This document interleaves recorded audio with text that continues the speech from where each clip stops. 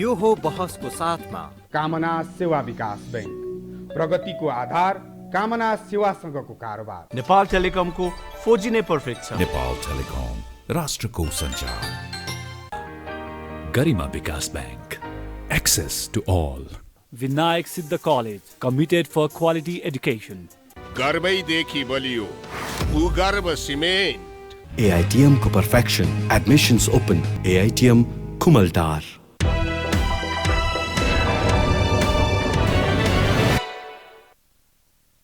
नमस्कार, यो बहसमा म यहाँहरूलाई हार्दिक स्वागत गर्दछु। जीवराम भण्डारी। आज यहाँहरू सामुन्ने उपस्थित हुनुहुन्छ नवीन राज जोशी। उहाँ नेपाली काङ्ग्रेसका नेता हुनुहुन्छ, पूर्व मन्त्री, अनुभवले पनि खारिएको पनि व्यक्ति हुनुहुन्छ, राम्रो छवि पनि एउटा सम्भावना भएको नेताको रूपमा मानिनुहुन्छ नेपाली काङ्ग्रेसमा। 23 वर्षको उमेरदेखि निरन्तर राजनीतिमा क्रियाशील। नेपाल विद्यार्थी सङ्घको राजनीति हुँदै काठमाडौँ महानगरपालिकाको 28 वर्षको उमेरमा उपमेयरको जिम्मेवारी पनि उहाँले निर्वाह गर्नुभयो।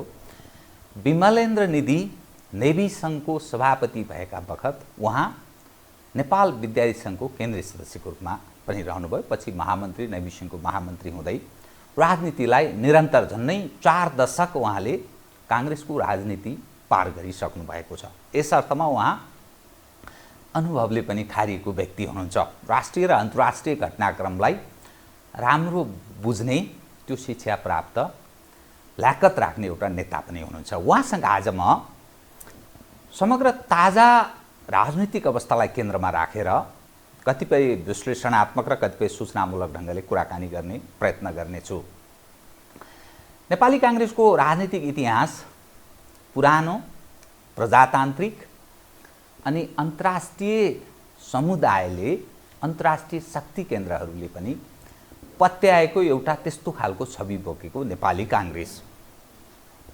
काङ्ग्रेस परिवर्तनमा हरेक पटक अगुवाईको भूमिका पनि निर्वाह गर्यो, तर पछिल्लो समयमा कता कता अलि छायामा पर्दै गएको त्यस्तो दृश्य 62-63 को आन्दोलन पश्चातको अवस्थामा कता कता देखा पर्छ। फलत कम्युनिस्ट वर्चस्व नेपालको राजनीतिमा बढ्दै गयो।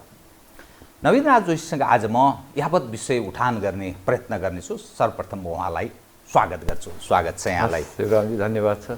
अब म कहाँबाट सुरु गरेँ भने अलिकति पृष्ठभूमिमा मैले बताएँ ताजा राजनीतिक अवस्था र काङ्ग्रेसको आन्तरिक अवस्थालाई म केन्द्रमा राखेर कुराकानी गर्नेछु।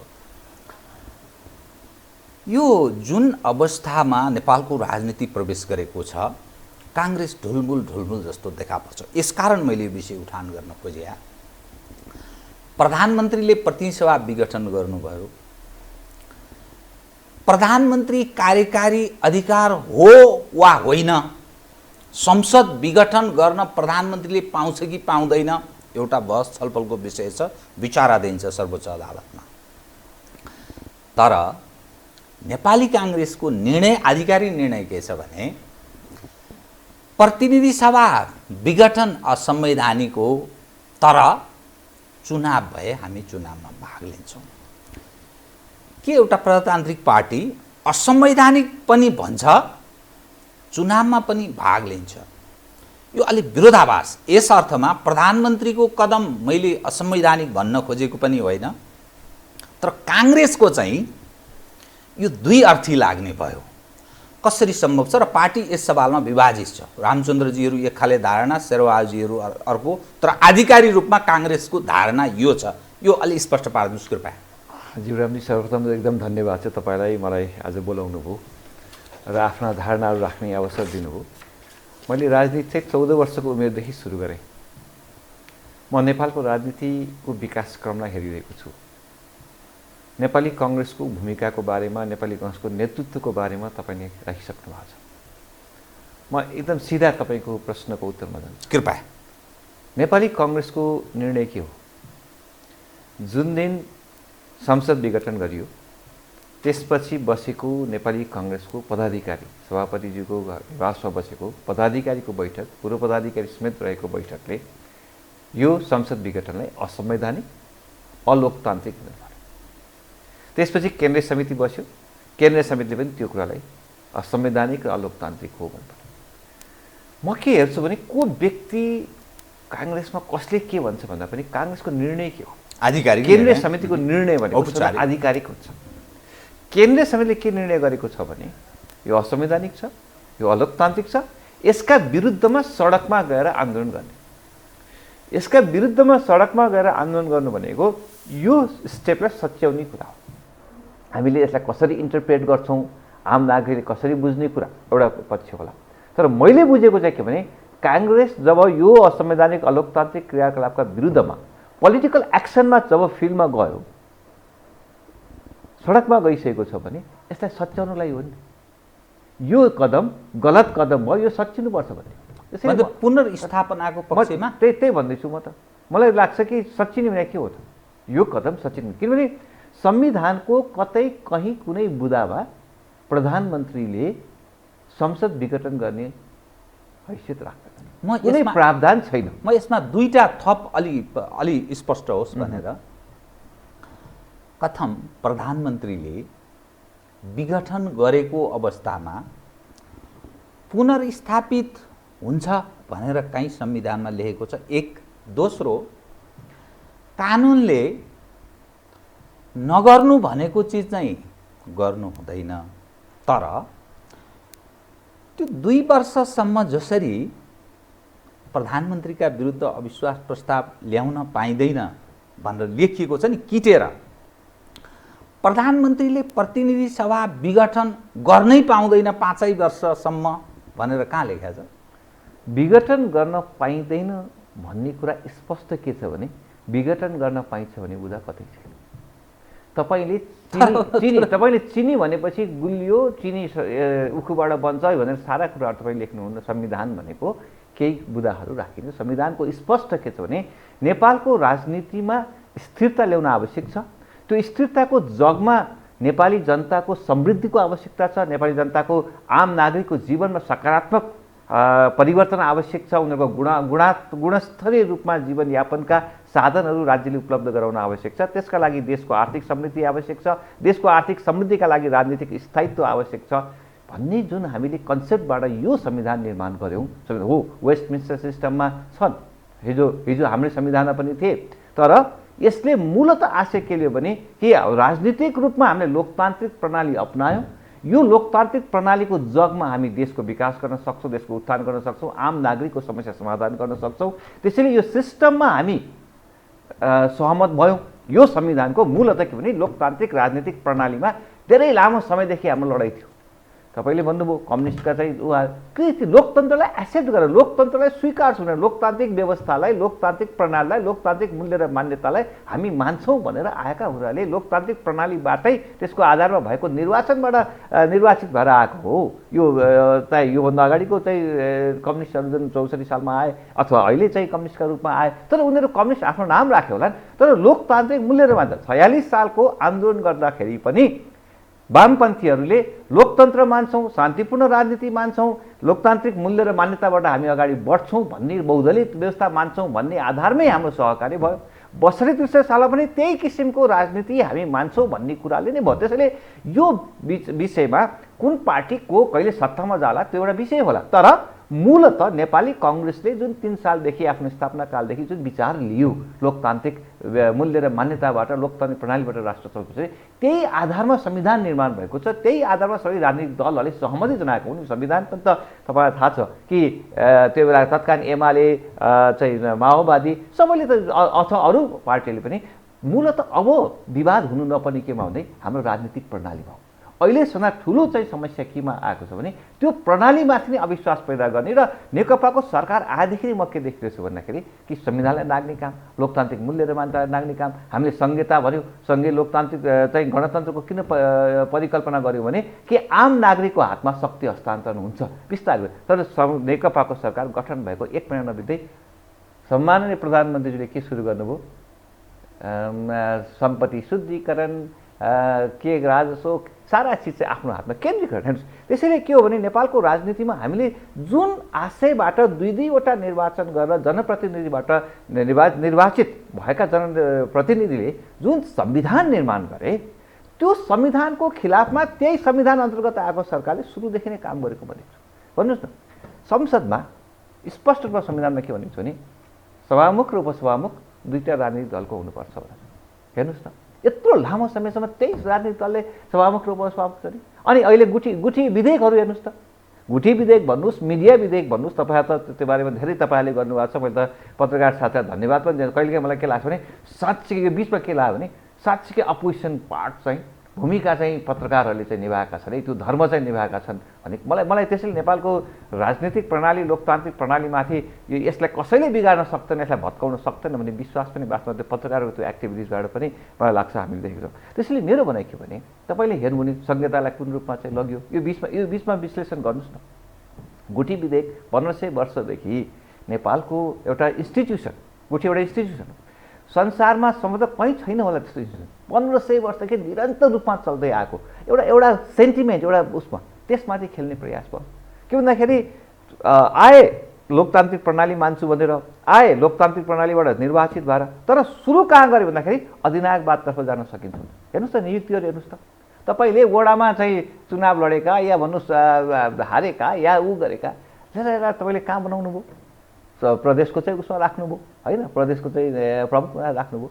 एउटा कुनै क्राइटेरियाबाट एउटा मेरो मान्छे भन्दा साथै किन हेर्नुहोस् यो संविधानको अर्को मूल आशय के हो भने मैले देखेको कि योग्य र सक्षम व्यक्तिहरूलाई कसैले पूर्वाग्रहबाट टाढा नपारुन्। किनभने हामीले धेरै विश्लेषण गरेर संविधान निर्माणमा यो कामहरू गरेका छौँ। ती सबै प्रयासहरू, आजसम्मका सङ्घर्षहरू, आजसम्मका नेपाली जनताका बलिदानहरू, शहीदका त्यत्र चाहिँ बलिदानहरू हामीले चाहिँ कहाँ पुर्याउन थाल्यौँ। यो त अब त के भने नेपाली जनताले सधैँ सङ्घर्षका कुरा राजनीतिक दलहरूले राजनीतिलाई नै बदनाम गर्ने काम त भयो नि त। यो 3 वर्षको तपाईँले अवधि हेर्नुभयो, अहिले त्यसको पराकाष्ठा कहाँ पुग्यो भन्दाखेरि कि संसद विघटन भयो। त्यही बेला रोक्नु पर्थ्यो। मैले त भन्ने गरेको छु यो मत्ता हात्ती जस्तो चाहिँ स्वच्छन्द रूपमा अगाडि बढ्न दिएर मैले जे गरे हुन्छ, मैले जे भने हुन्छ भन्दै यो स्वेच्छाचारी शासन हो। यो नेपाली काङ्ग्रेसले त्यस सवालमा प्रतिनिधि सभा विघटनलाई रोक्ने सवालमा काङ्ग्रेसले तत्काल केही भूमिका निर्वाह गर्यो त? त्यो ठिक छ, सत्तारूढ दल चुक्यो, त्यसकारण तपाईँहरूलाई अवसर पनि भयो। हामी चलाउन सक्छौँ, कम्युनिस्टहरूले चलाउन सक्दैनन् है, बहुमत ल्याए पनि। भलै त्यो गिरिजाप्रसादले पनि पहिले विघटन गरिसकेका हुनाले तपाईँहरूलाई त्यो फेरि अर्को आक्षेप छँदैछ, तर काङ्ग्रेसले त्यस अनुरूपको भूमिका निभायो त? मलाई के लाग्छ भने काङ्ग्रेसको उपस्थिति कमजोर भयो। काङ्ग्रेस कमजोर भएको बेला लोकतन्त्र पनि कमजोर हुँदैछ, राष्ट्रता पनि कमजोर हुन्छ भन्ने मलाई लागेको छ। त्यो कुरा अहिले प्रमाणित भएको छ संसदमा कुरा उठायो, काङ्ग्रेसले कुरा उठायो। काङ्ग्रेसले कहाँनिर मिस एउटा गर्यो भने सडकमा जुन पोलिटिकल एक्सन गर्नुपर्ने थियो त्यहाँ चाहिँ कमी आयो। चुक्यो म त्यही भन्छु पोलिटिकल एक्सनमा। किनभने जब सुरुदेखि नै 1 महिनादेखि नै हामीले चाहिँ के भन्नुपर्छ भने यो होइन है, यो केन्द्रीकरण जुन गर्ने भयो। किनभने जो तानाशाह हुन खोज्छ, जो अधिनायकवाद हुन खोज्छ, सर्वसत्तावाद भनेको के हो? मैले जे भन्यो त्यही गर्ने कुरा न हो, सारा शक्ति आफ्नो हातमा लिने। हेर्नुहोस् है, सुरुदेखि नै काङ्ग्रेसले। त्यसपछि के भने अर्को यो लोकतान्त्रिक उसमा जुन डिभिजन अफ दि पावर हुन्छ नि, शक्ति पृथकीकरण सरकारको, संसदको, अदालतको, त्यसलाई के गर्न थाल्यो भने संसदप्रति सरकार उत्तरदायी हुनुपर्ने, तर के गराउन थाल्यो भने संसद नै सरकारप्रति उत्तरदायी जस्तो। हेर्नुहोस् 2/3 बहुमतको त्यो घमण्ड, त्यो दम्भ, र त्यसमा नेताहरूका बिचमा, नेकपाकै नेताका बिचमा पनि त्यो रूपमा कुनै बेला पनि आज मलाई सजिलो हुन्छ भनेर मैले लोकतान्त्रिक मूल्य र मान्यतालाई मिच्न थालेँ भने त्यसले पराकाष्ठा कहाँ पुग्दो रहेछ, सबैलाई समाप्त पार्दछ नि। आज त्यही भाव नि, हिजो त्यही बेलादेखि नै स्टेप रोक्न नसकेको। आज भन्नुहोस् त हाम्रो शिर त निहुरेको छ नि भ्रष्टाचारको कुराले। ट्रान्सप्यारेन्सी इन्टरनेसनलले के भन्यो भन्दाखेरि भ्रष्टाचारको चाहिँ संरक्षण गर्ने प्रधानमन्त्रीका रूपमा चाहिँ हाम्रो प्रधानमन्त्रीले चाहिँ उ गर्यो। त्यो कति सही होला, सरकारले के गर्यो गरेर, तर भ्रष्टाचार बढेको कुरा ट्रान्सप्यारेन्सीले भन्यो। स्पष्ट रूपमा देखिएको छ बाबा। सुन काण्ड भयो, सुन काण्डमा लगभग के अरे यो चाहिँ अब को छन् यसमा चाहिँ संलग्न भनेर पत्ता लगाउन लागेको बेलामा कमिटी डिजल्भ गरिदिए होइन। त्यहीबाट सुरु भयो नि त। के भने म पैसाले सबै चिज किन्न सक्छु, सबै चिज गर्न सक्छु। अहिले तपाईँले यो उसमा पनि म देख्छु किन पैसा चाहिँ त्यो कति पैसा खर्च भएको छ यो अहिले चाहिँ सभा शक्ति प्रदर्शनहरूमा। यो राजनीति हो, यसरी चाहिँ गर्ने हो र हामी त हेर्नुहोस् है लोकतन्त्रका लागि नेपाली जनतालाई चाहिँ सारा जनतालाई समृद्ध दिन्छु भनेर राजनीति लागेको हुन्छ। त्यसैले अहिले के भन्दाखेरि राजनीतिलाई नै सम्मानित बनाउने जिम्मेवार र चुनौती पनि छ है हामीसँग। किन यत्रो लामो लडाइँ लडे प्रणालीमाथि पनि आक्रमण लोकतन्त्रको यही हो उसमा जनतामा नकारात्मक धारणा बन्दैछ यसको अर्थ होइन। म तपाईँसँग यसैमा जोडिएको दुईटा विषय फेरि एकैचोटि सोध्छु। कमजोर प्रधानमन्त्रीको हामीले कल्पना गरेको हो एक एज अ कार्यकारी अधिकारी को हो त यो देशको भन्ने एउटा जीवित प्रश्न। नम्बर 2 हामीले स्थिर खालको सरकार खोजेको कि चिरस्थायी संसद खोजेको र प्रधानमन्त्रीलाई असहयोग गरेको अवस्थामा प्रधानमन्त्री डिजल्भ गर्न सक्दैन भने त्यो प्रधानमन्त्री कसरी बलियो हुन सक्छ अर्थात् त्यो अधिकार सम्पन्न अधिकारीको रूपमा प्रधानमन्त्री कसरी रूपान्तरित भयो हो भनेर मान्ने? लोकतन्त्र भनेको मैले बुझेको सामूहिक दायित्वको विषय हो। त्यसैले प्रतिपक्षको पनि आफ्नो भूमिका छ, सरकारको आफ्नो भूमिका छ, पार्टीहरूको आफ्नो भूमिका छ। नेपालको राजनीतिमा पार्टीहरूको भूमिका किन गहन हुन गयो भने यो लोकतन्त्र लिएर आउनका लागि नै पार्टीहरू सक्रिय भए। लोकतन्त्रको आन्दोलनमा लामो लडाइँ लडे। तपाईँले अरू देशमा हेर्नुहुन्छ भने ब्रिटेनले भन्नुहोस् लोकतन्त्रमा आफ्नो भूमिका राख्नका लागि लोकतन्त्र स्थापनाका लागि पार्टी लड्नु पर्यो। त्यसैले त्यहाँ के भने संसद नै सेना प्रमुख विषय। हामी कहाँ के छ भन्दाखेरि यो धेरै ठुलो विवादका धेरै लामो समयको विवाद पनि भयो हुँदाखेरि गणेश मान र गिरिजाको बिचमा पनि पार्टी ठुलो कि सरकार ठुलो भन्ने विषयहरू पनि आए केही समय गर्छ। तर हामी के छ भने पार्टीभित्र पनि छलफल गर्ने र संसदको पनि आफ्नो आफ्नो अधिकार छ भन्ने कुरामा हामी चाहिँ पुगेको। नेपाली कङ्ग्रेसले त्यो उसमा गर्यो। तर मलाई के लागेको छ भने शक्तिशाली प्रधानमन्त्री भनेको सबैलाई व्यवस्थित गरेर सामूहिक दायित्व बोकेर जाने प्रधानमन्त्री त्यो त विवेकसँग सम्बन्धित कुरा होइन। विवेकसँग मात्र होइन, उसको जिम्मेवारीको कुरा हो, कर्तव्यको कुरा हो। किनभने त्यो पार्टीले घोषणापत्र चाहिँ जारी गर्छ, त्यो पार्टीले चाहिँ कार्यकर्ताहरू चाहिँ सञ्चालन गरेको हुन्छ, क्रियाशील भएका हुन्छन्। ती सबैलाई के भन्दाखेरि उसले जुन घोषणापत्र अनुसार काम गर्नुपर्ने र उसले पार्टीलाई व्यवस्थित गर्नुपर्ने, पार्टीलाई मात्र होइन लोकतान्त्रिक उसमा सबैलाई समान रूपमा अगाडि लानुपर्ने आफ्नो पार्टीको आफ्नो किसिमको हुन्छ। म त्यसलाई धेरै डिफाइन नगरौँ। त्यसले गर्दाखेरि मलाई कमजोर प्रधानमन्त्री होइन, बलियो प्रधानमन्त्री। प्रधानमन्त्री स्वेच्छाचारी नहोस् भन्ने चाहिँ यसको मूल आशय हो। त्यसैले बलियो प्रधानमन्त्री तर स्वेच्छाचारी होइन, लोकतान्त्रिक प्रधानमन्त्री। अरूको कुरा पनि सुन्ने, अरूको कुरा पनि बुझ्ने, भावना बुझ्ने, आफूलाई जे मन लाग्यो त्यही गर्ने होइन, सबैलाई समेटेर सबैको भावना लिएर जाने, भाषण गर्ने होइन, काम गर्ने, जनतामा परिणति दिने, परिणाम दिन सक्ने प्रधानमन्त्रीको परिकल्पना यसको हो। त्यो भनेको फेरि पनि मैले भने लोकतान्त्रिक व्यवस्थालाई संरक्षण र सम्वर्धन गर्दै त्यसपछि आएर के भन्दाखेरि देशको चाहिँ समृद्धि गर्ने चाहिँ प्रधानमन्त्रीको खोजी हो। यहाँ त के भइदियो भन्दाखेरि अब पार्टीभित्र मेरो झगडा पो मैले सारा चिज विनाशकारी काम चाहिँ गर्ने यो पनि कतै ऊ हुन्छ। ठिक पार्टीलाई म्यानेज गर्नु पऱ्यो नि त। म्यानेज गर्न सक्नुहुन्न भने पार्टीमा त्यसपछि म्यानेज गर्न सक्ने मान्छे आउँछ नि त। तपाईँ अहिले भन्नुहोस् न संसद पुनर्स्थापना गरौँ, मेरो त एकदम स्पष्ट छु म। किन भन्दाखेरि संविधानलाई ट्र्याकमा आउँछ संविधान। त्यसपछि के भने सरकार बन्न सक्दैन भने कसरी सरकार बन्छ त्यहाँबाट बताउनु त। स्थायित्व बाँकी 2 वर्ष पुरा गर्ने के आधार छ? होइन, पहिलो कुरा त के भने संसद पुनर्स्थापना गरौँ, सरकार बन्न सकेन भने संविधान अन्तर्गत नै चुनाव गरौँ त। ठिक छ के भयो, हामीले संविधानलाई डिरेल हुनबाट र लोकतन्त्रलाई डिरेल हुनबाट बचाउनु अर्को धारा अन्तर्गत जान सकिन्छ। त्यो विकल्प हुँदा हुँदै प्रधानमन्त्री आकस्मिक गइदिनु हो। हामीले परिकल्पना के गर्यो भने अराजकता आज तपाईँले थाहा छ यो आजको परिस्थितिले कति कष्ट नेपाली जनताले बिहोर्नु पर्ने हो। हेर्नुहोस् त यो एउटा ठुलो प्रश्न चिन्ह छ नि। अँध्यारो सुरुङभित्र पसेपछि यसले कति विदेशी हस्तक्षेप कस्तो किसिमको होला। किन हाम्रो देशलाई के भने क्रीडास्थल हुनबाट वैदेशिक चाहिँ यो हस्तक्षेपको क्रीडास्थलबाट बचाउनुपर्छ। हामीले स्ट्राटेजिक धेरै महत्त्वपूर्ण ठाउँमा छौँ। हाम्रो त समदूरी नै हो। हामीले कोहीसँग नगिधर बिपीले भन्नुभएको थियो नि, कुनै फियरबाट पनि होइन, कसलाई फेभर गरेर पनि होइन, हाम्रो परराष्ट्र नीति त्यो हुनुपर्छ। त्यो भनेको चाहिँ के हो भन्दाखेरि कि हामीले हाम्रो राष्ट्रियता, हाम्रो आम नागरिकको हितका लागि, नेपाली जनताको हितका लागि राष्ट्रियताको सन्दर्भमा हामीले आफूलाई बचाइराख्ने त्यो सार्वभौम सम्पन्न राष्ट्र। र मूल कुरा के भने यदि हामीले अराजकतातर्फ लग्यौँ देशलाई भने हाम्रो निर्णय गर्न सक्ने क्षमता समाप्त हुन्छ। सबैभन्दा ठुलो प्रश्न जुन दिन निर्णय गर्न सक्ने क्षमता समाप्त हुन्छ, ह्रास आउँछ, देशको सार्वभौमिकता स्वतन्त्रता रहँदैन। अरूको इसारामा अरूको भरमा हामीले चाहिँ निर्णय अधिकारी अर्कै भइदिन्छ निर्णय त्यस्तो गर्ने बेलामा। अधिकारी हुन्छ। त्यसैले यो देशलाई त हामीले यत्रो क्रान्ति यत्रो आन्दोलन यत्रो परिवर्तन किन गर्ने भन्दाखेरि यो हाम्रो राष्ट्रलाई बलियो बनाऊ। हुन त अब ओलीजीले भनिदिनु भयो कि नेपाली कङ्ग्रेसले बोलेन, हामीले केन्द्र सरकारमा बोलेका थियौँ।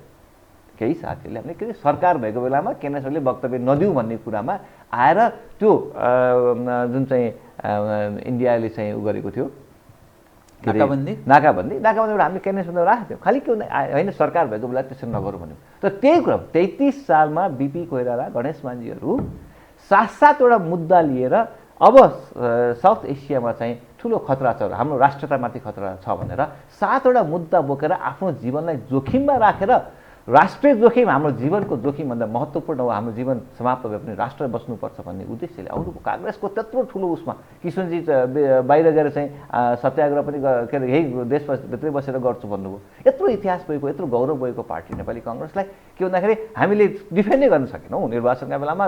मानव कि उसो आज राष्ट्रताको विषय हुन्छ भने एउटा पार्टीको झगडा मिलाउनलाई अर्को कुनै अर्को देशको चाहिँ पार्टीका आएका भन्ने सुनिन्छ। के हो त यो? अरू अथवा भन्नुहोस् खुला रूपमा चाहिँ एक्लै हेर्नुहोस् कोही विदेशी भेट नहुने हो है। तर विदेशी भेट्दाखेरिको नियम होला नि त, परराष्ट्र मन्त्रालयको राख्ने अर्को राख्ने एउटा नियम होला नि त। मैले पदमा बसिसकेपछि म अहिले जसलाई पनि भेट्न सक्नुला, तपाईँ भेट्न सक्नुहुला। तर जब म पदमा बस्छु पदमा बसेको बेलामा मैले लक्ष्मण रेखा नाग्ने काम निरन्तर भयो। मैले त एम्बेसडर साहबहरू आउँदाखेरि म उद्योग मन्त्री छोटो समयको लागि भएँ। तर मैले उयो गर्दाखेरि सकेसम्म परराष्ट्र मन्त्रालयलाई खबर गरेर होइन केही उसमा सचिवजीलाई भन्थेँ, नभए सचिवजीलाई राख्थेँ। किनभने एउटा के कुरा हुन्छ भने यो राष्ट्रको हो नि त, सम्पत्ति राष्ट्रको हो नि। राष्ट्र भनेको एउटा व्यक्तिको एउटा पार्टीको होइन, सारा नागरिक हो नि त, नेपाली सबै नेपाली जनताको हो नि त। र हामीले के सोच्नु पऱ्यो भने कस्तो नेपाल हामी अर्को पुस्तालाई हस्तान्तरण गर्ने। म यही समय एउटा युवाहरूलाई भन्न चाहन्छु, कृपया अस्थिरता भयो, यो राजनीतिक यस्तो भयो। तपाईँ युवा साथीहरू यसबाट जब चाहिँ विकर्षण हुन थालेको छ तपाईँहरू आउनु पर्यो, युवा साथीहरू आउनु पर्यो। अहिलेका 20 बोल्न सक्नुहुन्छ, सारा संसारका इन्फर्मेसन छ। हाम्रो पालामा त सुविधा थिएन नि, अहिले त गुगल खोल्यो भने सबै चिज आउँछ। तपाईँहरू आउनु पर्यो राजनीतिमा, राजनीतिलाई शुद्धिकरण गर्नु सम्मानीकरण गर्नुहोस् तपाईँहरू। मेरो त आग्रह पनि छ। नयाँ पुस्ता के अलि ठुला पार्टीप्रतिको अलिकति आकर्षणबाट विकसित हुँदै गए जस्तो लाग्छ तपाईँलाई? मलाई पार्टीसँग भन्दा पनि राजनीतिप्रति नै विकर्षणको चाहिँ युवा पुस्तामा देख्छु। किन भन्दाखेरि के कारण हुन सक्छ त्यो? तपाईँले जो महसुस गर्नु महत्त्वपूर्ण महसुस गर्नुभयो त्यो कटुपक्ष तपाईँ उजागर गर्दै दुईटा तिनवटा कारण हो जस्तो मलाई लाग्छ। नम्बर 1 त के भने हामीले डेमोक्रेटिक सिस्टम जुन इस्टाब्लिस गरेर लडेर ल्यायो, यत्रो ठुलो चाहिँ उ गऱ्यो, त्यसको इम्प्लिमेन्टेसनमा त्यसलाई कार्यान्वयन गर्ने कुरामा हामीले कतै इमानदारी त देखाएनौँ। नम्बर 1। नम्बर 2 के भने युवाको लागि यत्रो मान्छेहरू विदेश गएर काम गर्न बाध्य छन्। हामीले बारम्बार भन्यौँ हामी यस्तो गर्छौँ उस्तो गर्छौँ भनेर। तिनका लागि हामीले के कार्यक्रम ल्याएर युवाहरूलाई राख्न चाहिँ यहाँ सक्यौँ। अहिले पनि जब राजनीतिक परिस्थिति तरलतामा जान्छ, युवाहरूमा एउटा नयाँ फ्रस्ट्रेसन फेरि सुरु हुन्छ। के देश बस्ने, खालि जुलुस छ, खालि यो छ, जहिले पनि केही छैन हाम्रो लागि, बरु विदेशमा गयो बरु आनन्द हुन्छ भन्ने त्यो प्रवृत्ति जुन हामीले चाहिँ राजनीतिक रूपमा चाहिँ हामीले युवाहरूलाई चाहिँ विशेष गरेर, किनभने त्यो त भोलि देशका चाहिँ सम्पत्ति हुन् नि, ती देशका चाहिँ हुन्। मैले भन्छु नि कि म उद्योग मन्त्री भएला भन्थेँ मैले कि म 10 वर्षभित्र यहीँ हामी सबै चिज गर्न सक्छौँ। तर त्यसको लागि त्यही सिन्सियरिटी त्यही रूपमा मैले उद्योग मन्त्री भएला जब यो समिट गरेँ, एउटा चाहिँ इन्भेस्टमेन्ट समिट गरेँ होइन, 14 खरबको चाहिँ हो, त्यसको फलोअप काहीँ केही छैन है। किनभने ठिक छ म मन्त्री त्यहाँ भएसम्म मात्र काम हुने होइन, त्यो त राज्यको कुरा हो नि त। राज्यको त निरन्तरता त हुनु पऱ्यो नि त। त्यहाँनिर हामीले भन्दाखेरि हो त्यहाँनिर युवाहरूलाई हामीले चाहिँ के गर्ने, जनजीवनको सवालमा हामीले के बोलेका छौँ के गरेका छौँ त्यसको ऊ पनि छैन। अनि युवाहरूलाई पोलिटिकली हामीले मोटिभेट गर्न पार्टीमा मात्र मोटिभेट गर्ने होइन, पहिला त राजनीतिलाई हामीले सम्मानीकरण हुन्छ है राजनीति भन्दा। किन युवा के हुन्छ भने भर्खर पोलिटिक्समा लाग्दा, जस्तो म पोलिटिक्समा लाग्दाखेरि म 14 वर्षको उमेरमा पोलिटिक्समा लागेँ। के थियो भन्दाखेरि मलाई चाहिँ बोल्नु पाउनुपर्छ, मैले सोचेको कुरा भन्न पाउनुपर्छ भन्ने थियो कि बेसिकली म पञ्चायतको विरुद्धमा लागेको नि बोल्न पनि पाउँदैन लेख्न पनि दिएन भन्ने कुरा हो। एउटा कुरा अट्र्याक्सन थियो नि त। त्यो पोलिटिक्समा त्यो अट्र्याक्सन के त अहिले डेमोक्रेटिक सिस्टम उसलाई कसरी सम्बोधन गर्छ भन्ने कुरा हामीले कहाँ बुझाएका छौँ। किनभने मलाई पो थाहा छैन, युवा साथीहरूलाई म भन्छु कि मैले राजनीति गर्दाखेरि आफ्नो कुरा मैले भन्न पाइनँ। मैले रुख रोप्न जाँदाखेरि पनि पुलिसको लाठी खानु पर्थ्यो, जेल बसेँ होइन। डिएसपी अफिसमा धेरै पटक 100औं पटक डिएसपी अफिस बसेको त्यसमा चाहिँ त्यो हनुमान ढोकाको चाहिँ जे भए पनि नवीन राज जोशी काठमाडौँको नेता, यसलाई समाज लाग्नु चाहिँ विद्यार्थी नेता, विद्यार्थी बेलादेखि जान्थेँ होइन। मैले के लाग्यो भने मलाई आज के लाग्छ भने आहा मेरो पालामा त्यो डेमोक्रेटिक सिस्टम भएको भए होइन मैले आफूलाई अर्कै रूपमा प्रस्तुत गर्न सक्थेँ होला। म त कुण्ठित भएर बस्नु भन्दा डेमोक्रेसीको अभावमा एउटा व्यक्तिको प्रतिभा कुण्ठित हुन्छ। उसले वास्तव स्वच्छ हावा पनि लिन सक्दैन, उसले स्वतन्त्र विचार पनि गर्न सक्दैन। त्यो विचारशील चिन्तन मनन गर्ने जुन स्वतन्त्रता हुन्छ उसमा त्यो सबभन्दा महत्त्वपूर्ण, त्यो हाम्रो आत्माको लागि जीवनको लागि महत्त्वपूर्ण विषय। मलाई के चिन्ता छ भने यदि हामीले अहिलेको जस्तो कदम पार्टीले जुन गरे, ओलीजीले जुन कदम लिइदिनु भयो होइन, फेरि यो संसद विघटन, फेरि एउटा चाहिँ अधारो चाहिँ सुरुङभित्र छिरेको जुन स्थिति छ त्यसबाट युवाहरूमा अर्को थप फ्रस्ट्रेसन जुन चाहिँ छ हो। त्यसैले मेरो भनेको नि भोलि कतै डेमोक्रेसी गुमाउनु नपरोस्, फेरि प्रजातन्त्रको विकल्प छैन, कटुपक्ष। त अब यो यसमै म फेरि अरू थप एउटा दर्शकको त्यो जिज्ञासा हुन्छ नि, प्रधानमन्त्रीले प्रतिनिधि सभा जसरी विघटन गर्नुभयो, चुनावको तिथि तय गर्नुभएको छ उहाँले आगामी वैशाख 17 र 27 गते। वैशाखमा भएन भने असार 6 महिनाभित्र गर्नुपर्छ। अनि त्यो चुनावमा त चुनावबाट भाग्दैनौँ काङ्ग्रेसले भनेको छ। अर्कोतर्फ प्रचण्डजी मैसँगको अन्तर्वार्तामा पनि काङ्ग्रेसलाई प्रस्ताव गरिरहनु भएको थियो, म प्रधानमन्त्री खान्न, शेरबहादुरजी या रामजी अथवा जो कोही काङ्ग्रेसको तर्फबाट, रामचन्द्रजीको त त्यो सम्भावना रहेन, काङ्ग्रेसको विजयी कुनै प्रतिनिधि सभा सदस्य प्रधानमन्त्रीका लागि उहाँले अफर गर्नु मैसँग इन्टरभ्यूमा पनि। त त्यो कुममा कुम जोडेर त्यो 62-63 12 बुँदेसम्म गर्न सक्ने काङ्ग्रेस कम्युनिस्टहरूसँग मिलेर दिल्लीमा गर्न सक्ने, सहमति गर्न सक्ने, अहिले किन गर्न सकेन? अनि त्यो असंवैधानिक भनिएको कदम भोलि कथम चुनावमा जाने स्थिति बन्यो भने 6 महिनाभित्र या अब अर्को अन्यथा नभए अब असंवैधानिक ढङ्गले अर्को संविधानै मिचेर भए त्यसपछि गयो भने फेरि त्यो चुनावमा काङ्ग्रेस भाग लिने कि नलिने बताइदिनुहोस् त। यो दुई विषयको जवाब। पहिलो कुरा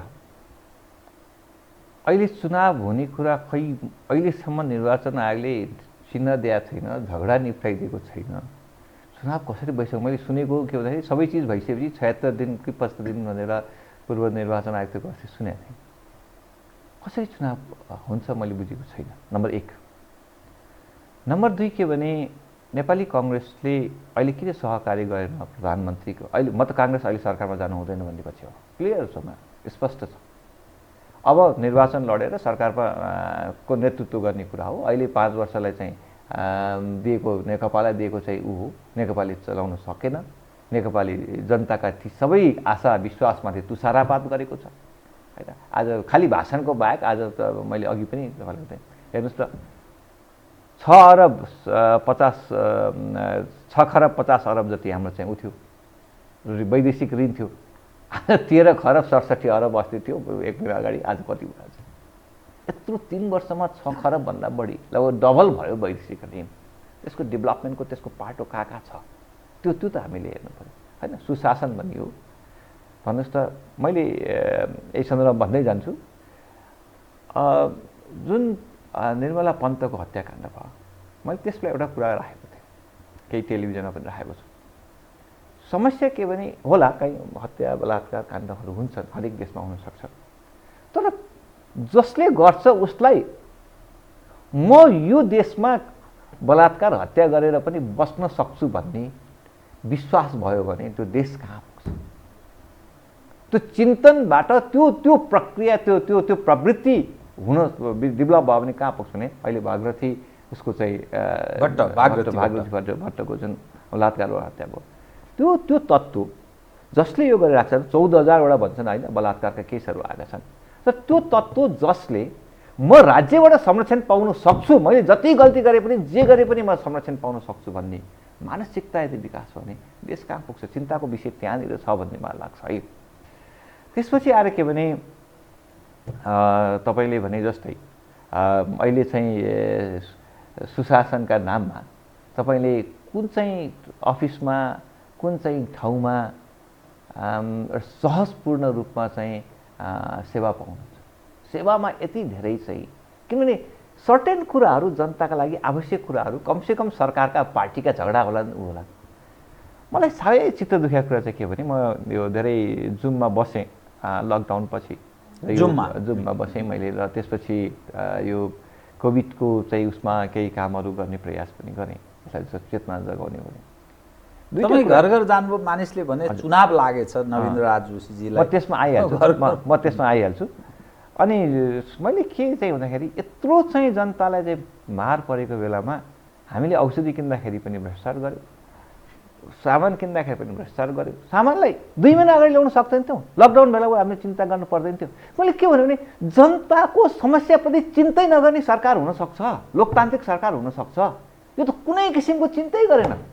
कहाँ कहिले हेर्नुहोस्, अहिले त भाग्यमानी छौँ हामी कि त्यसले त्यस्तो बिना प्रकोप जुन किसिमको परिकल्पना थियो होइन, तर त्यो बेला त ठुलो डर त्रास थियो। तपाईँले बोलाउँदाखेरि मैले भने म चाहिँ बन्द कोठामा आउँदिनँ भने, म डक्टरले भने त्यसले मैले के भने त्यो बेला अनि के भनिदियो भने सरकारले बेहोस भएपछि मात्र अस्पताल जानु। अब म तपाईँले भन्नुभयो, म अहिले घर घर गएको छु। कार्तिक महिना थियो, एकजना 81 वर्षको वृद्ध आमालाई चाहिँ कोभिडको शङ्का गरेर घरमा चाहिँ राख्नु भएन। झन् राति 11 बजी मलाई फोन गरेँ। मैले बिराजपुरको डाक्टर साहबलाई फोन गरेँ, अनि उहाँले हुन्छ त्यो अर्को मेडिकल वार्ड कि कहाँ छ त्यहाँ लानुहोस् भने। तर त्यहाँ तलबाट सेक्युरिटीले जानेकै थिएन। त्यसपछि उहाँ के अरे बिराजपुरको चाहिँ उसमा इमर्जेन्सीमा जाने भनेर चाहिँ गयो। अब यो कोभिड भएको छ कि छैन टेस्ट गरेर आउनुहोस् भनेर भने। त्यो बेला एकदम त्रास पनि थियो। पहिला त त्यो उसले नै नसुनि, टाढैबाट जाऊ भनेर भन्ने जो सेक्युरिटी हुन्छ उसले। अनि मलाई के लाग्यो भने यो त साह्रै अन्याय भयो। एउटा जनताले मलाई परेको बेलामा मैले भरोसा गर्ने सरकार खोजेको भने लोकतान्त्रिक सरकार भनेको जनताको समस्यासँग चाहिँ जुन थियो नि, मैले त्यहीँबाट के भने मलाई माइन्डमा केही स्ट्राइक भयो, होइन म चाहिँ जानुपर्छ। र मैले डाक्टर साहबसँग सल्लाह गरेँ र टेलिकन्सल्टेन्सी सुरु गर्नु त्यसै। र एउटा निश्चिन्त मैले के भने भन्दाखेरि डाक्टर साहबलाई मैले रिक्वेस्ट गरेँ कि तपाईँहरू चाहिँ विशेष गरेर मैले जो इमर्जेन्सीमा बस्ने डाक्टर साहबलाई रिक्वेस्ट गरेँ, नम्बर पनि दिएँ, सबैलाई सार्वजनिक पनि गरेँ, तपाईँहरूका कमसेकम हस्पिटलमा चाहिँ राखिदिनुहोस्। ऊ मान्छे मर्न भयो, त्यसै मान्छे त आत्तिएर मर्छ नि त। कमसेकम एउटा व्यवस्था त्यो सरकारले त्यति पनि गरेन। 50,000 1 लाखको चाहिँ नोटिस निकालिदियो। यो जनता के भने स्वास्थ्य गैर जिम्मेवार भयो, सरकार गैर जिम्मेवार। अस्ति प्रधानमन्त्रीको भाषण सुन्दै 1 लाखको बिमा छ। हे बाबा, जनता मर्ने बेलामा चाहिँ खै त्यो बिमा कहाँ गयो त? सरकारले किन नोटिस निकालेको 50,000 1 लाखको? के भने हेर्नुहोस्, जनताप्रति संवेदनशील भएनौँ भने जनताले के गर्ने हो त? जनताको नाममा अनि सबै चिज हामीले चाहिँ प्रधानमन्त्री भएका छौँ, मन्त्री भएका छौँ, पद पाएका छौँ, सम्मान पाएका छौँ, सारा चिज यत्रो राज्यले गरेको छ। अनि त्यो राज्यमा कर तिरेर बस्ने जनताका लागि हामी सचेत नहुने, हामी संवेदनशील नहुने, त्यहीँनिर समस्या छ लाग्छ मलाई। एउटा अर्को तपाईँले भन्नुभयो अहिले यो प्रधानमन्त्री खानेकुराहरू, मैले भने सरकारमा जानु हुँदैन काङ्ग्रेस। अब आउने निर्वाचनमा काङ्ग्रेसले बहुमत लिएर आएर चाहिँ सरकारको नेतृत्व गर्नु। कुन चाहिँ निर्वाचन होइन, म भयो भन्दैछु त निर्वाचन। अहिले त मैले संसद पुनर्स्थापना कुरा गरिहालेँ। अनि संसद पुनर्स्थापना असंवैधानिक चुनावमा भाग लिने किनले अब त्यस्तो असंवैधानिकमा भाग लिने फेरि वैधता दिने। यसमा म गर्दैछु। यसमा कुरा के हो भने मैले अहिले यसमा चाहिँ धेरै कुरा बोल्दिनँ, किनभने मेरो कुरा मलाई लाग्छ मैले भनिहालेँ, संसद पुनर्स्थापना गरौँ, सरकार बन्न सक्दैन भने निर्वाचन संसदको संविधानको प्रावधान अनुसार जानुपर्छ भन्ने मेरो धारणा हो। यसका विषयमा अदालतले निर्णय गर्ने विषयमा हामीले अहिले नेपाली काङ्ग्रेस पार्टीले कुनै निर्णय गरेको अवस्था हो जस्तो मलाई लाग्दैन। हामीले अहिले के भनेका छौँ भने यो असंवैधानिक र अलोकतान्त्रिक कदम हो, यसका विरुद्धमा अगाडि बढ्नुपर्छ भने सडकमा उत्रेको अवस्था हो। त्यो भनेको सच्याउने भनेको मैले बुझेको चाहिँ संसद पुनर्स्थापना हो। त्यहीबाट जे अगाडि बढ्छ अगाडि। मेरो आशय चाहिँ मेरो यसमा कृपया असंवैधानिक भनिसकेपछि त्यो असंवैधानिकलाई साथ दिनु अर्को असंवैधानिक हुँदैन। भोलिका दिनमा चुनावमा तपाईँहरू भाग लिँदा त्यो शब्द चयन नगरेर अरू राजनीतिक भाषा प्रयोग गर्न सकिन्थ्यो। किन असंवैधानिक भनियो? कथम सर्वोच्चले प्रधानमन्त्रीको कदमलाई सदर गर्यो, वैधता प्रदान गर्यो भने तपाईँहरू चुनावबाट भाग्न सक्नुहुन्न।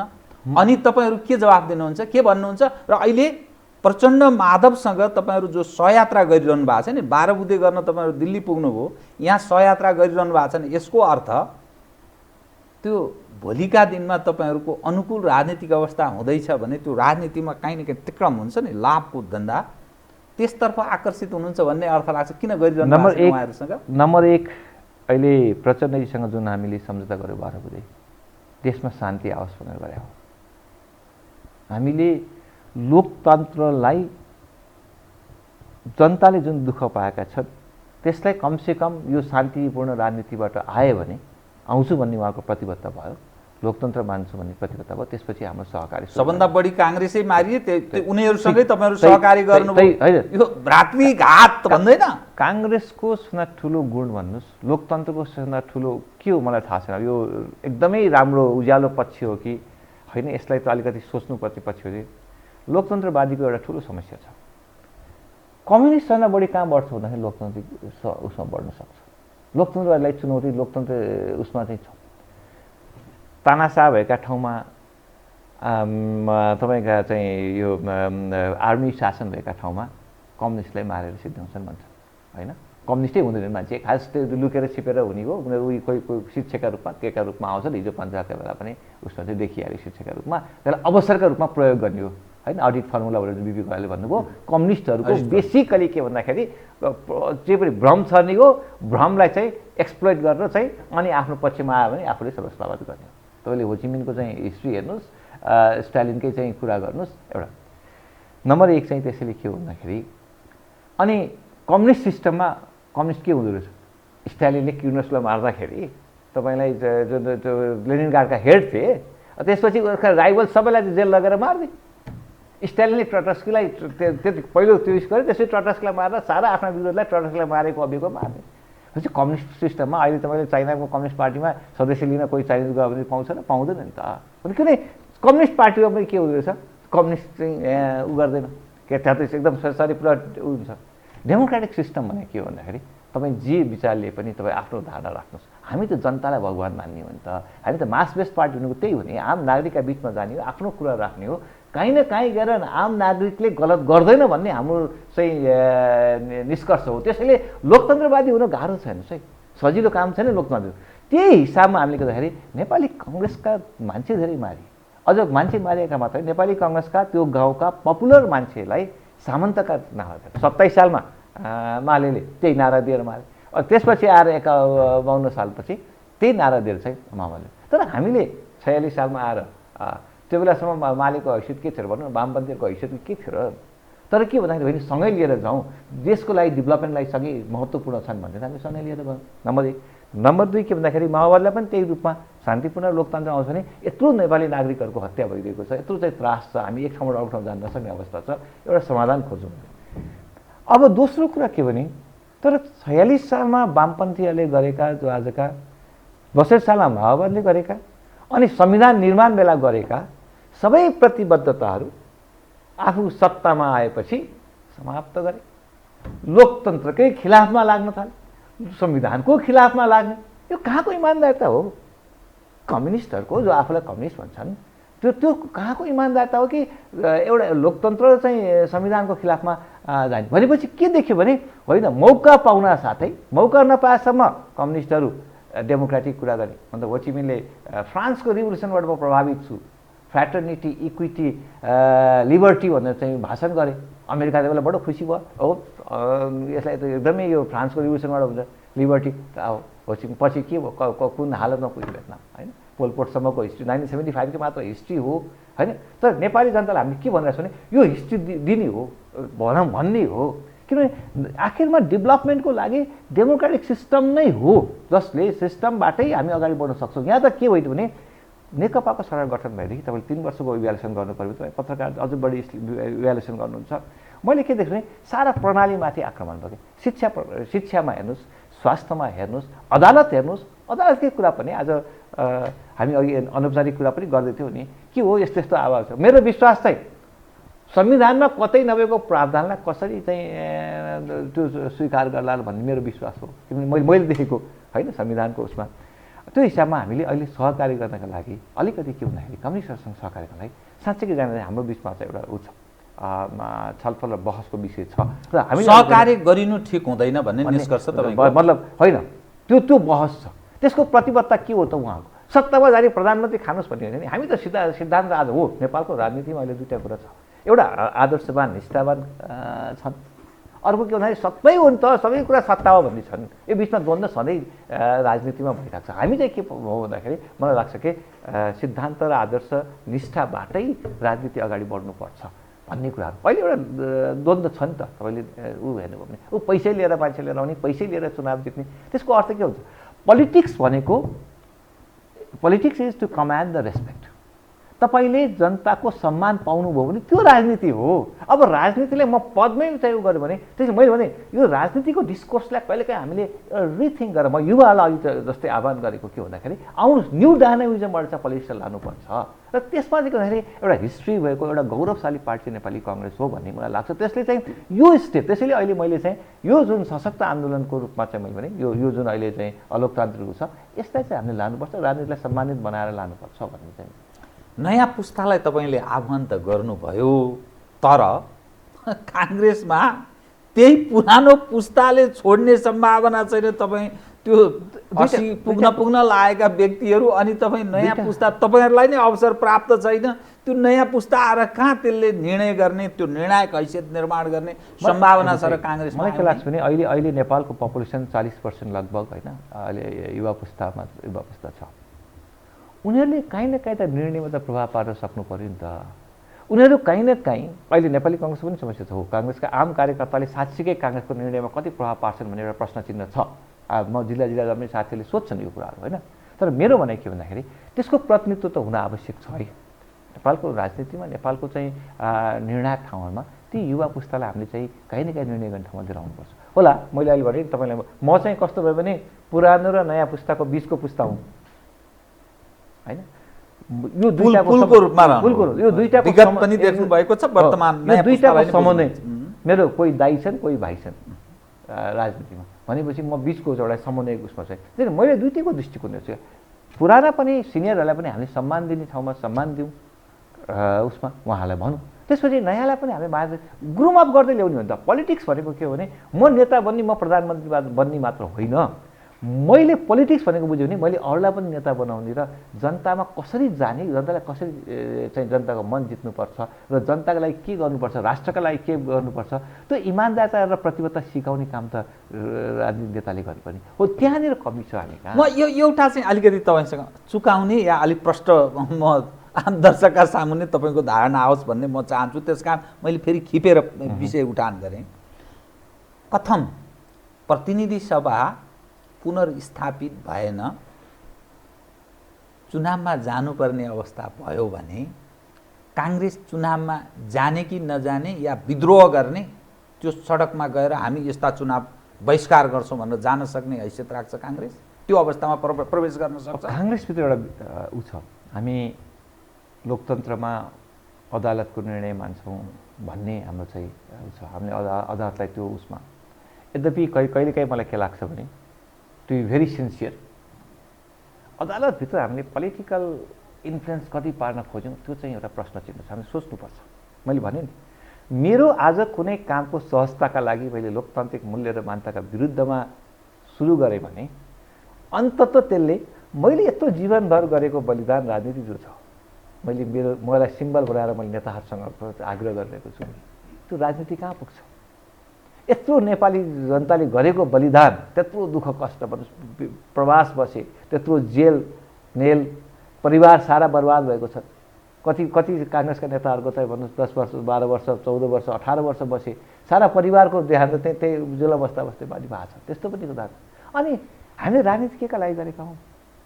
भोलि एउटा के भने नागरिकले सम्झिने गरिकन केही काम दिन सक्यौँ, केही गर्न सक्यौँ भन्ने नै राजनीति हो। त्यसैले के भने लोकतन्त्रलाई जुन हामीले इन्फ्लुएन्स गर्न खोज्यौँ नि, अहिले किन तपाईँले अदालतप्रति चाहिँ प्रश्न चिन्ह उभ्याइराख्छन् आम नागरिकको भने? होइन, उसलाई त फलानले भर्ना गरे, उसलाई त फलानाले भर्ना गरे, ऊ आफ्नो योग्यता र सक्षमताबाट चाहिँ आएको भए सम्म त यो प्रश्नहरू धेरै आउँदैन थिए। हामीले त्यो समाज त निर्माण त गर्न खोजेको नि, लोकतन्त्र त्यही माग्छ।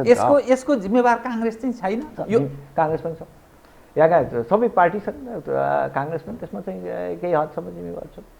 अनि कसरी यो सिस्टम कसरी बच्छ बताउनुस् त? यो जुन खालको सबै जिम्मेवार प्रब्लम के हो भने अर्कोले आफ्नो मान्छे राख्ने अनि उसले राख्ने नराख्ने भन्ने उसमै राखौँ नराखौँ भनेर गयो कि त्यो कुरालाई चेन्ज गर्नुपर्छ। म यहाँसँग अर्को 2 विषय म उठाउँछु। तपाईँलाई भन्नु एउटा म मन्त्री भएँ अनि सचिव चाहिँ तत्काल फेर्नुपर्छ भनेर सचिवजी भर्खर कति आउनु भएको थियो अनि मैले के भने म के गल्तीमा सचिवलाई निकाल्नु जुन दिन सचिवजीले मेरो काम मान्नुहुन्न जुन दिन अफिसलाई चाहिँ बिगार्न खोज्नुहुन्छ म त्यो दिन निकालुला मलाई अहिले माफ म कोही कर्मचारी निकाल्दिनँ जसले गल्ती गरेको ठान्छ म त्यसलाई निकाल्छु भने उसको किन मैले त्यसलाई स्थित हो त्यो सोच मेरो चाहिँ सोच है त्यसैले पोलिटिक्सले त्यसरी सोचिदिनुपर्छ भन्ने पोलिटिसियनले त्यसरी सोचिदिनुपर्छ भन्ने हो।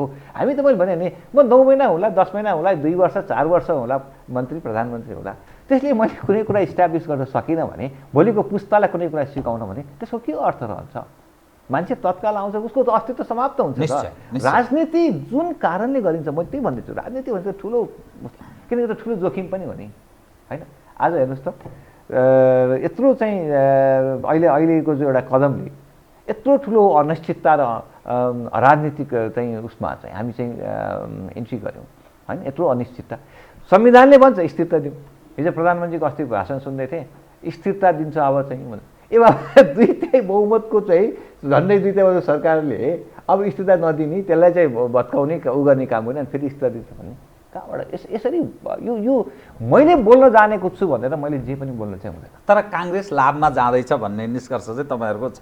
कम्युनिस्ट बिग्रियो त्यसकारण यसै फाइदा हुन्छ केही गर्नु पनि पर्दैन भन्ने जस्तो लाग्न थाल्यो। काङ्ग्रेसले पनि आफूले आकर्षण गर्नुपर्छ। हामीले हिजोका हाम्रा कमी कमजोरीलाई हटाउँदै हामीले पनि नयाँ रूपमा लानुपर्छ। आज काङ्ग्रेस आज मात्र होइन भोलिका लागि पनि काङ्ग्रेस पर्सिका लागि पनि काङ्ग्रेस रहनुपर्छ भन्ने कन्सेप्टबाट काम गर्न सक्यौँ भने देशले पनि प्रगति गर्छ।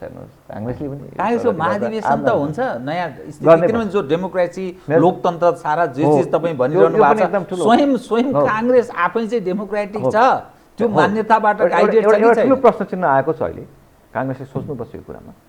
आज केन्द्रीय समितिको बैठक छ यसमा सायद यी कुराहरू आउँछन् किनभने काङ्ग्रेसको भातृ संस्थाहरूको पनि अधिवेशन हुन सकेको स्थिति छैन। अब काङ्ग्रेसको पनि 4 वर्षको अवधि त्यसमा विशेष समय परिस्थिति भएमा 1 वर्ष विशेष समय थप्न सकिनेछ। त्यो 5 वर्ष हामीले यही फागुनमा कम्प्लिट गर्दैछौँ। साँच्चीकै जिम्मेवारी पाएकोले त्यो जिम्मेवारी हामीले इमानदारीपूर्वक निभाउनु पर्छ। त्यो कर्तव्य निभाइनु भने एउटा प्रश्न चिन्ह छ। हामी सबैलाई लोकतन्त्रको पाठ सिकाउँछौँ लोकतान्त्रिक बनाएका छौँ कम्युनिस्टलाई लोकतान्त्रिक मार्गमा लिएर आएका छौँ अरूलाई लोकतान्त्रिक मार्गमा लिएर छौँ। हामी आफ्नो आन्तरिक राजनीतिमा चाहिँ आन्तरिक लोकतन्त्र कति मजबुत गर्छौँ भन्ने सबैले हेरिरहेका हुन्छन् नि। यो पोलिटिक्स त ओपन पोलिटिक्स हो नि त। त्यसैले मलाई के लाग्छ भने महाधिवेशनमा जानुपर्छ काङ्ग्रेस गर्नुपर्छ काङ्ग्रेसले। मेरो त छ यो हामी सबै तयारी हेर्दाखेरि मलाई लाग्छ हामी जेठसम्म बढीमा ढिलामा जेठसम्म किनभने हामीले फागुन 7 गते भन्यो त्यसका लागि पूर्व तयारी जे गर्नुपर्ने हो वास्तवमा हामीले त्यो तयारी गर्न सकेनौँ। फागुनमा हुन सकेन अब सक्दैन। आज 5 गते भइसक्यो सक्रिय सदस्यको उ छैन हो। यसमा चाहिँ काङ्ग्रेसले चाहिँ आफूलाई एकदमै सशक्त गर्छ किनभने भोलिको राजनीतिलाई नेतृत्व गर्ने काङ्ग्रेसले आफ्नो आन्तरिक राजनीतिलाई आन्तरिक लोकतन्त्रलाई पनि त्यतिकै मजबुत बनाएर जानुपर्छ। 2 महत्त्वपूर्ण म कार्यक्रमको अन्त्यतिर आएँ कि समय तपाईँसँग धेरै कुरा गर्न होला तर समयले साथ दिँदैन। तपाईँले बिपीको पनि नाम लिनुभयो अनि 72 सालको संविधान जारी गरेकोमा गौरव पनि व्यक्त गर्नुभयो अनि यस्तै गौरव 47 को संविधानमा तपाईँहरूले गर्नुभएको थियो अनि माओवादीले जता भन्यो तपाईँहरू अनुयायी जस्तो देखिनु पनि भयो त्यत्रा मानिस मारिए भलै त्यसलाई तपाईँले जवाब दिनुभयो त्यो शान्ति स्थापनार्थ थप नोक्सान नहोस् भन्नका लागि हाम्रो यो प्रयत्न रह्यो भन्नुभयो। बिपीको नाम लिनुभयो मानिस भन्छन् काङ्ग्रेस कहाँ बिपीको लाइनमा छ कहाँ ड्रिरेल भएर कहाँ पुगिसक्यो त्यही कारण त काङ्ग्रेसको यो हविगत छ यस्तो निरीह जम्मा 23 सिट जित्यो त्यसमा पनि 2 जना चुक्नुभयो 21 जनाको प्रतिनिधि सभामा उपस्थित थियो त्यो पनि गयो अनि त्यो बिपीको नाम किन बारम्बार काङ्ग्रेस नेतृत्वजन लिन्छन् बताउनुहोस् त। काङ्ग्रेसले अहिले जुन संविधान छ लोकतान्त्रिक समाजवादी संविधान हो भन्ने मलाई लाग्छ। यद्यपि अहिलेको नेकपाले यसलाई समाजवादीका रूपमा मात्र प्रस्तुत गर्न खोज्यो त्यही राज्यको व्यवहार गर्न खोज्यो त्यो पनि समाजवादी पनि भएन। त्यो अब के भयो म त्यसमा जान्न। अहिले बिपीले डेमोक्रेटिक सोशलिजमको नारा जुन दिनुभयो र जुन कुरा इम्प्लिमेन्ट गर्न खोज्नुभयो यो संविधानमा हामीले त्यो कुरालाई समावेश गरेका छौँ। त्यसैले नम्बर 1 यो संविधानमा आउँछ। अब नम्बर 2 तपाईँले बिपीले संवैधानिक राजतन्त्रको कुरा गर्न खोज्नुभयो होला मलाई लाग्छ त्यो भन्नुभएको थियो भनेर मलाई लाग्छ त्यसले आफ्नो उपादेयता गुमायो। राज संस्थाले आफ्नो उपाध्यक्ष गुमायो। त्यसले एउटा त राजा वीरेन्द्रको पछि नै एक किसिमले लोकतन्त्रसँग खेल्नु, जनतासँग जिस्किने काम जुन गर्यो, त्यसबाट उसको समाप्ति भयो। मैले आज पनि भनिरहेको छु, यो देशसँग यो लोकतन्त्रसँग नजिस्किनु चाहिँ कसैले, त्यो हालत त्यही हुन्छ है सबैको। तेस्रो कुरा के भन्दाखेरि यो संविधानको हामीले यो गर्यो 47 सालको संविधानको एउटा केही कुराहरू समावेशीका कुराहरू जुन कुराहरू त्यसमा हामीले हिजो राखेको त्यो बेलाको तत्कालीन बेलाको राम्रो संविधान चाहिँ निर्माण भएको। हामीले सबै 47 संविधान सबै शक्तिहरू मिलेर चाहिँ त्यो बेलाका तत्कालीन किन्दा शक्ति मिलेर, तर त्यसको परिस्थिति जुन किसिमको डेभलप भयो, त्यो परिस्थिति डेभलप जुन कारणले भयो, त्यो कारणले हामीले अर्को संविधान यो जारी गरेको। यसमा अहिले भन्नुहोस् मधेसको, जनजातिको, दलितको, महिलाको जुन किसिमले अहिले डिमान्ड चाहिँ भयो, उनीहरूको चाहिँ सम्बोधन गर्नुपर्ने त हिजो हामीले त्यसलाई चाहिँ नजरअन्दाज गर्यो। यद्यपि बिपीले 15 सालको सरकार गठन गर्दाखेरि सबैलाई क्षेत्रगत हिसाबमा, जातिगत हिसाबमा, कम्युनिटीका हिसाबमा सबै हिसाबमा बिपीले राख्नु भएको थियो। पहाडको चाहिँ पनि थिए, तराईका पनि थिए, गाउँका पनि थिए, सहरका पनि थिए, सबै कुरालाई मिलाएर राख्नु भएको थियो।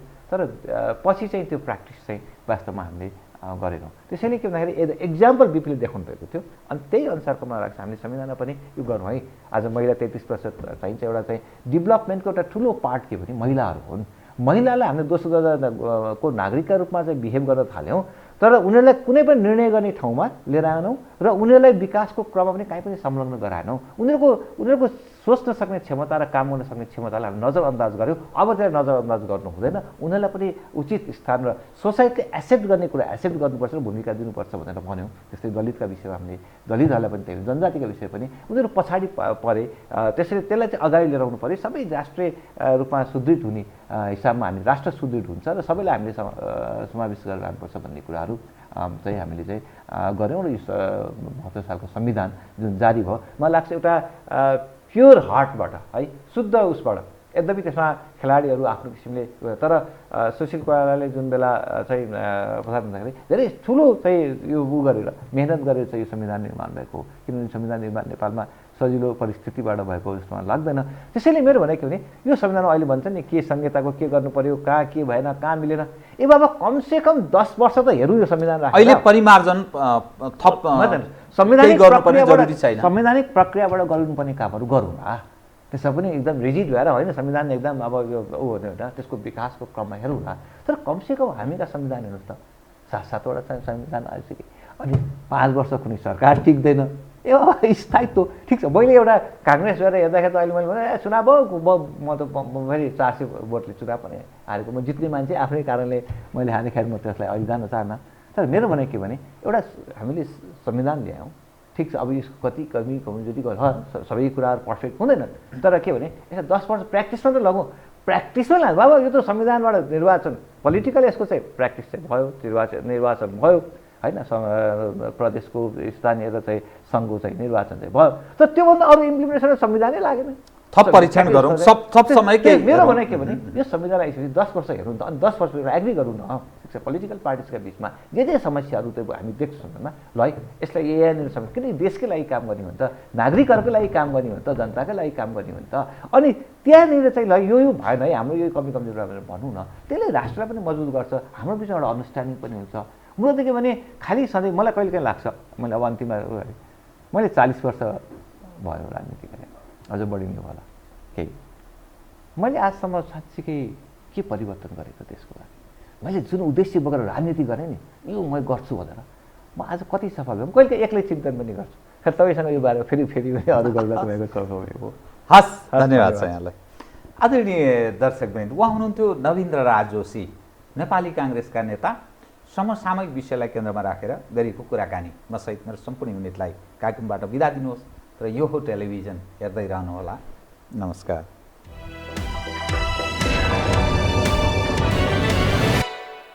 यो हो बहसको साथमा कामना सेवा विकास बैंक, प्रगतिको आधार कामना सेवासँगको कारोबार। नेपाल टेलिकमको 4G नै पर्फेक्ट छ। नेपाल टेलिकम, राष्ट्रको सञ्चार। Garima Bikas bank, access to all.